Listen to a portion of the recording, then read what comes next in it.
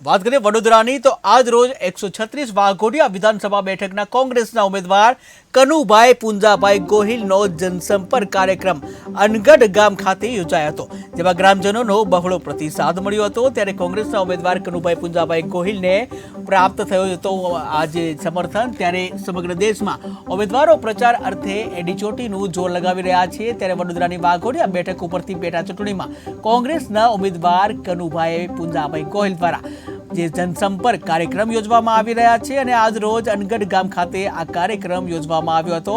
ત્યારે ગ્રામજનો પીવાના પાણીની સમસ્યાથી પીડાઈ રહ્યા છે। ત્યારે 2-3 કિલોમીટર ચાલીને ગામની મહિલાઓ પીવાના પાણી ભરવા જતી હોય છે। ત્યારે મહિલાઓને પડતી આ વિકટ સમસ્યાને તાત્કાલિક ધોરણે નિરાકરણ લાવવા માટે કોંગ્રેસના ઉમેદવાર કનુભાઈ ગોહિલ દ્વારા બાહેંધરી આપવામાં આવી હતી। જ્યારે બીજી તરફ અનગઢ ગામના પૂર્વ ધારાસભ્ય મંગળસિંહ ગોહિલે જે જય ભવાની ભાજપ જવાનીના સૂત્રોચ્ચાર સાર્થક કરવા માટે ગ્રામજનોને અપીલ કરી હતી। વાઘોડિયા વિધાનસભામાં અનગઢ વિસ્તાર જે છે એ અનગઢ વિસ્તાર છે કોટનાથી ફાજલપુર સુધી, ચિંદ્રોડથી ફાજલપુર સુધી એક જ જ્ઞાતિના લોકો વસે છે। જે જ્ઞાતિના લોકો વસે છે એ જ્ઞાતિનો હું ગોહિલ એક ઉમેદવાર છું। મારા ગોહિલ કાસ્ટના આ વિસ્તારમાં 42,000 વોટ છે।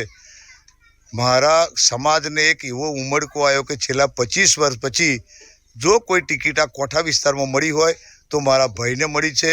એટલે બધાને એવો એક ઉમળકો આવ્યો કે મારો ભાઈ ચૂંટણી લડે છે, એટલે દરેક હું પોતે ઉમેદવાર છું એ સમજીને બધા જ લોકો, બધા જ માણસો એક ઉમળકાથી મારા પ્રચારમાં જોડાયા, મારા કાર્યમાં જોડાયા અને બધાને એક જાતનો આનંદ છે કે મારો ભાઈ જીતશે તો આ કોઠા વિસ્તાર જીતશે અને કોઠા વિસ્તાર જીતશે તો સમગ્ર કોઠા વિસ્તારનો એક નવું પ્રાણ ફૂંકાશે, નવો ઉદ્ધાર થશે।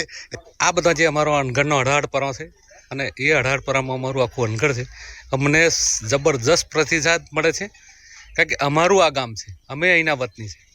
જ્યારે હોમેવાળો અહીંનો વતની નહીં, હોમેવાળાના 500 મતનું કોઈ ગામ નહીં અને અમારો 20,000 મત છે અમારે। એટલે અમે અમારા વાઘોડિયામાં જ્યારે અમે જઈશું તો અમે 20,000ની લીડ લઈને જઈશું અને તો અહીં અમને 20 મળશે। એટલે આ વખતે અમે જંગી બહુમતી જીતીશું એવો અમને વિશ્વાસ છે।